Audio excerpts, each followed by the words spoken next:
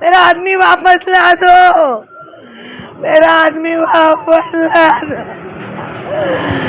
माँ, मेरा आदमी भूखा प्यासा चला गया, उसको खाने का भी नहीं दिया लोगों ने, पानी भी नहीं देने दिया मेरे को।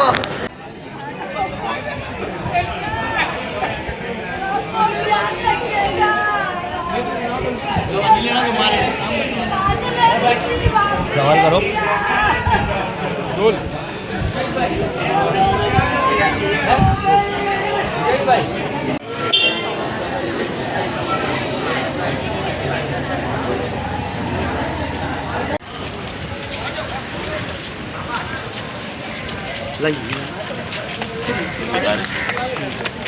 हाँ सर, जो घटना हुई तो बाइक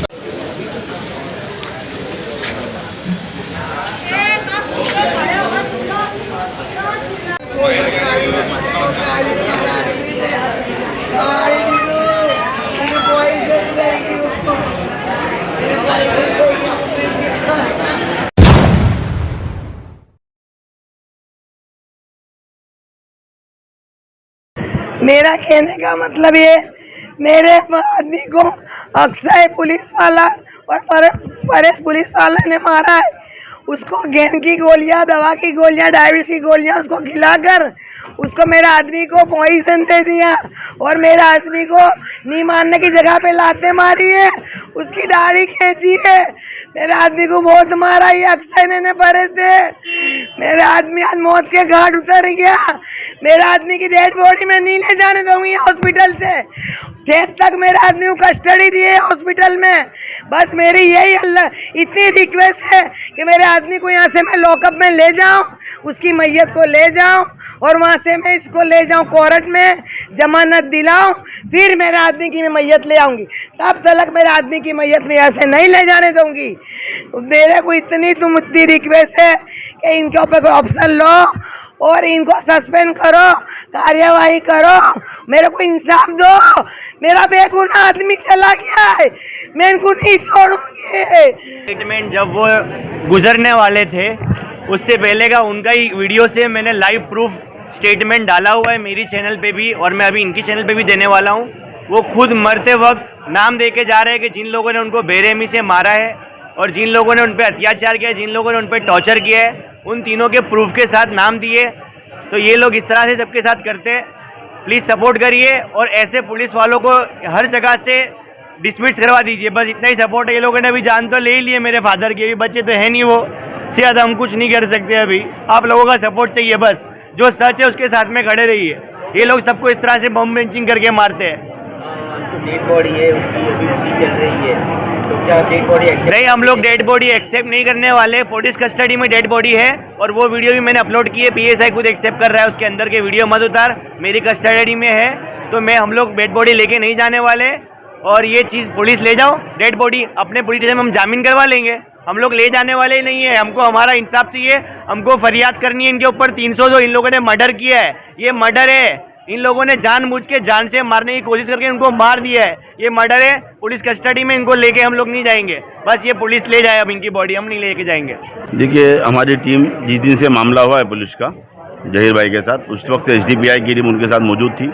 और जब हमको खबर मिली कि आज सुबह में जो हमारे एसडीपीआई के डिस्ट्रिक्ट प्रेसिडेंट है अमीन अजमेरी साहब, उन्होंने भी फेसबुक पर वीडियो अपलोड की है, जो उन्होंने पीआई से बात की है कि भाई उनकी हालत बहुत गंभीर है और वो चिंता व्यक्त की। तो पुलिस पीआई ने भी कहा है कि हम उसकी तपास कर रहे हैं। लेकिन उसके बाद फिर हमको कॉल आता है कि वो जिनका पुलिस ने वेजलपुर पुलिस के अंदर जो थे और कस्टोडियन उनकी डेथ हो गई है। देखिए, परिवार से हम मिले हैं, परिवार ने जो बताया है कि उनको 2-2 दिन तक खाना नहीं दिया गया पुलिस स्टेशन के अंदर।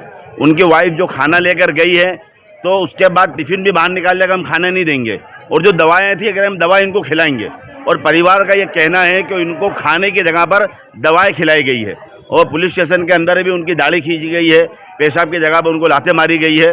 और डी स्टाफ वाले जो मारने वाले लोग थे उसमें जो 3 नाम है मुख्य, इनमें से इन्होंने पैसा भी लिए है। हॉस्पिटल में जब आए थे तो ये कह कर गए थे कि हमको पैसे दो, हम नहीं मारेंगे। परिवार के लोगों ने इनको पैसे भी दिए हैं और उसके बाद इन्होंने डी स्टाफ वालों ने अंदर मारा और मारने के बाद ये भाग गए वहाँ से।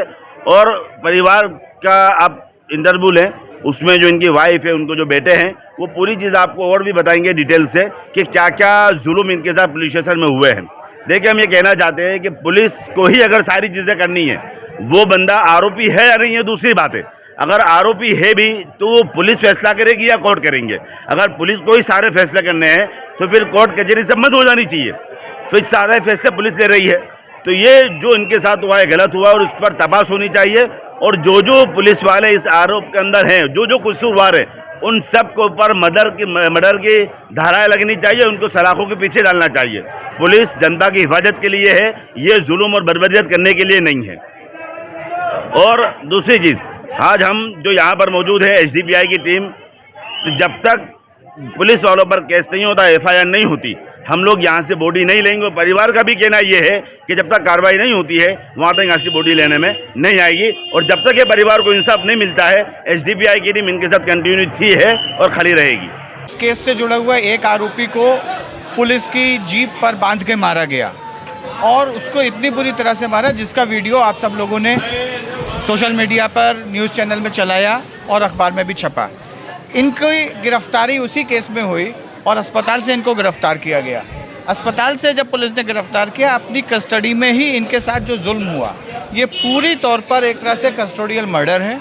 कस्टोडियल मर्डर में इनके साथ इनके परिवार वाले, जिनके बेटे और उनकी वाइफ, जो उन्होंने बताया कि इनको खाना नहीं देने दिया गया, दवाएं भूखे पेट दे दी गई और उनको बुरी तरह से मारा, जिसके 3 नाम भी उन्होंने अपने वीडियो में बताए हैं। ये पूरी तौर पर गुजरात पुलिस बेलगाम हो गई है। मुसलमान को देख कर ये भूखे सांड की तरह उसके ऊपर टूट पड़ते हैं। मुसलमान की जान की कीमत नहीं है और ये समझते हैं कि मुसलमान को मारने के बाद इनको प्रमोशन मिलेगा, तो ये भूल जाएं कि अब उनको प्रमोशन मिलेगा। इस मामले में परिवार तो जाएगा ही जाएगा। हम लोग भी अपने स्तर पर इनको लीगल नोटिस देके और इसके कस्टोडियल टॉर्चर, कस्टोडियल मर्डर और पुलिस के जो अत्याचार है उसके खिलाफ हाईकोर्ट जाएंगे और इसमें कार्रवाई होना बहुत ज़रूरी है। जिस तरह से उंडेला में कार्रवाई हुई, दूसरे कस्टोडियल टॉर्चर्स पर कार्रवाई हाईकोर्ट में पेंडिंग है। इस मामले को भी हम लोग हाईकोर्ट लेके जाएंगे ताकि मुसलमानों पर होने वाला जुल्म इस गुजरात से ख़त्म किया जा सके। और कब तक मुजाहिद भाई जो है आप लोग सोशल एक्टिविस्ट और छोटी जो पार्टियां हैं वही सामने आ रही है, वोट लेने वाली पॉलिटिकल पार्टियां के नुमाइंदे कब आगे आएंगे? ये वक्त एक परिवार को इंसाफ दिलाने का है, मुसलमानों को इंसाफ दिलाने का है। ये वक्त राजनीति का नहीं है। हम लोग लगातार जो भी मुसलमान हैं उनके साथ खड़े हैं। ये उन लोगों को भी सोचना है जो लोग मुसलमान के वोट लेते हैं। ये उन लोगों को, उन नेताओं को भी सोचना है जो मुसलमानों का नाम लेकर वोट मांगने जाते हैं। तो ये उन सब के लिए सोचने का वक्त है और जनता के लिए भी सोचने का वक्त है कि आप वोट देने के टाइम पर वोट बट ना जाएं और इसको देना है, उसको देना है।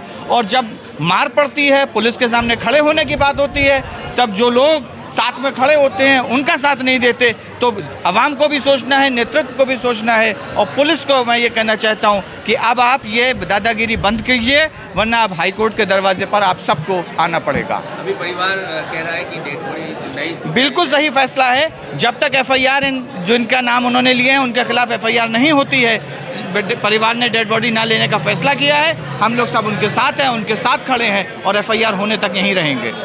आपको मालूम होना चाहिए कि गौ रक्षा की जानवर के लिए हमदर्दी है, लेकिन इंसान के लिए कोई हमदर्दी नहीं है। जो मानवता की बात करते, कहाँ गए वो लोग मानवता की बात करने वाले? गौ की रक्षा करते, जानवर के लिए हमदर्दी और इंसान की जान ले लेते। ये कौन सा इंसाफ है? ये तो मानवता के भक्षक है। अगर कोई आदमी गैरकानूनी काम करता है, कोर्ट है, जज है, वकील है, पुलिस है, जेल में डालिए, लेकिन आप ही कानून हाथ में ले लेते हो, आप ही मार देते हो। ये कौन सा कानून है? कायदा मरे सो तो फायदा मरे सो। मिस्टर, कौन सा कायदे की बात करते हो? अगर आपको स्ट्रिक्ट करना है तो ट्रायल फास्ट करिए, आपको कौन रोकता है? लेकिन नहीं, हम ही कानून हाथ में लेंगे। हम तो सिंघम है। ये सिंघम कौन से सिंघम है भाई? तुम इंसान की जान ले लेते हो। और कहाँ गए ह्यूमन राइट एक्टिविस्ट जो अपने ये मुसलमान की जान की कोई कीमत नहीं है, मुसलमान के खून की कोई कीमत नहीं है। यहाँ पे जानवर के एक्टिविस्ट है, यहाँ पे कुत्ते के, बिल्ली के एक्टिविस्ट है, लेकिन इंसान की जान की और स्पेशली मुसलमान की जान की कोई अहमियत नहीं। उसको मार दिया जाता है, उसकी मॉब लिंचिंग हो जाती है, उसको कस्टडी में मार दिया जाता है। कैसी कैसी बात हो रही है। पिछले 4 दिन से ये मामला चल रहा था। घर वालों का आरोप है जो मेडिसिन थी एक साथ डाल दी गई, खाना नहीं दिया गया। अरे कहाँ की इंसानियत है आपकी, खाना तक नहीं दिया गया और ला के अस्पताल से ही अरेस्ट किया था, अस्पताल में ही एडमिट कर दिया गया और कैसा कैसा टॉर्चर, दाढ़ी को खींच लिया गया और इस्तिंजा की जगह पे लातें मारी गई। ये घर वालों का आरोप भी है, वीडियो भी है। मैं तो आप लोगों से गुजारिश करता हूँ ऐसे लोगों पे एक्शन हो। कुल हिंद मजलिस इत्तेहादुल मुस्लिमीन इन लोगों के साथ रहेगी, कोर्ट हो, आंदोलन हो, AIMIM इनके साथ ही है और इंशाअल्लाह कायम तक रहेगी। तारीख 5/5/2026 के दिन वेजलपुर पुलिस स्टेशन के अंतर्गत एक एनिमल क्रूअल्टी के आधार पर कुछ 9 आरोपी के विरुद्ध में एक फरियाद दाखिल हुई थी। उसमें आरोपी नंबर 1, 2 और 5 की पुलिस ने अरेस्ट किया था। उस दौरान एक सोशल मीडिया पे एक वीडियो वायरल हुआ था कि पुलिस उनकी सरकारी गाड़ी पे उनको बांध के मार रहे थे। उस दौरान ये जो मेरे अर्जदार आज एक्सपायर हो गए हैं, उनका पुलिस ने FIR में ये रोल बताया था कि भाई ये जो गो मांस था वो उन्होंने मंगाया था, ऐसा एलिगेशन फरियाद में था। नामदा सेशन कोर्ट में इस केस की सुनवाई हुई थी और उसके बाद नामदा गुजरात हाई कोर्ट में जो आरोपी अभी जुडिशरी कस्टडी के अंदर है, उनकी नामदा गुजरात हाई कोर्ट में पेंडिंग है। ये जो मेरा अर्जदार जो आज एक्सपायर हो गए, उनको तारीख 16/5/2026 के दिन सुबह 11:30 बजे सरखेज पुलिस स्टेशन ने के कई अधिकारियों ने इनको डिटेन किया था अहमदाबाद के एक एरिया में से। बाद में उनको डिस्टर्ब में लेके आए थे और कुछ ही टाइम बाद उनके घर से मेरे ऊपर फ़ोन आया था कि भाई सरखेज पुलिस स्टेशन मेरे हस्बैंड को लेके आए, आप आओ। मैं वहाँ सरखेज पुलिस स्टेशन मैंने जाके बात की अधिकारी से, तो उन्होंने कहा कि हमने वेजलपुर पुलिस स्टेशन को जान कर दी है, जब कभी भी आके वेजलपुर के अधिकारी इनकी कस्टडी ले लेंगे। बाद में कुछ 6 घंटे के बाद खबर ऐसी पड़ी कि इनकी कुछ तबीयत वहाँ पे सरखेज पुलिस स्टेशन के अंदर बिगड़ी हुई है और उनको 16 सिविल के अंदर सारवार के अंदर लाया गया है। जब से लेके अभी तक इनकी सारवार वहाँ चालू थी। बाद में वेजलपुर की अधिकारी ने तारीख 18/5/2026 के दिन सुबह 10:30 बजे 16 सिविल से इनकी कस्टडी में से लेकर इनके वेजलपुर पुलिस स्टेशन उनको लाया गया था। तकरीबन 9 से 10 घंटे तक उनकी पूछपरछ की गई। उस पूछपरछ दरमियान कुछ ऐसा बनाव बना कि भाई उनको मारा गया, उनको जो दवाई जो डॉक्टर ने दी थी वो ज़बरदस्ती उनको दी गई और आज उनका यहाँ पर डेथ हो गया है। पर कई चीज़ें ऐसी आई है रिकॉर्ड पे कि पुलिस ने पहले भी कस्टोडियल डेथ का आज से 2 साल पहले एक एलिगेशन हुआ था, जो वेजलपुर पुलिस स्टेशन के अधिकारियों के ऊपर क्राइम ब्रांच इसकी इन्वेस्टिगेशन चालू है और उसके बाद भी आज ये सेकेंड इंसिडेंट यहाँ पर वेजलपुर पुलिस स्टेशन के हद के अंदर पुलिस स्टेशन के अधिकारियों ने किया गया है। इसमें मैंने सभी जो अधिकारी इस केस की इन्वेस्टिगेशन कर रहे थे और जो अधिकारी ने इनको मारा गया है, उससे पहले जो आरोपियों को मारा गया, उनके सभी डिटेल्स मैंने नामदार कोर्ट के अंदर सब डिटेल मांगी हुई है। इनके ऊपर कितनी इंक्वायरी चालू है, कितनी इंक्वायरी अभी तक पेंडिंग है, क्या कार्रवाई करने में आई, इसमें ACP, DCP और PI कक्षा के अधिकारी ने क्या क्या कार्रवाई करी इनके ऊपर, ये सभी पेपर्स मैं कलेक्ट कर रहा हूँ। और उसके आधार पे अभी तक वो अधिकारी 2.5 साल से जो लास्ट टाइम जो लड़के को मारा गया था, उसके अंदर अभी तक वो अधिकारी को क्या अरेस्ट करने में आया कि नहीं आया।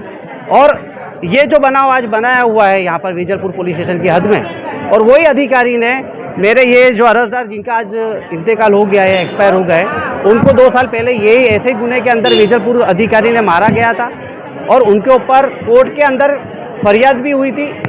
उसके बावजूद भी पुलिस ने इनके ऊपर कोई कार्रवाई उच्च कक्षा के अधिकारी ने नहीं की।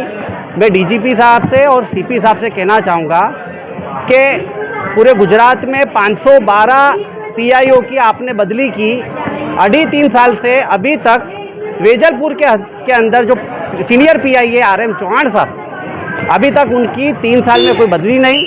इतने सारे इंसिडेंट, इतने सारे उनके ऊपर एलिगेशन अधिकारी के ऊपर, उसके बावजूद भी पुलिस इनके ऊपर कोई कार्रवाई नहीं कर रही है।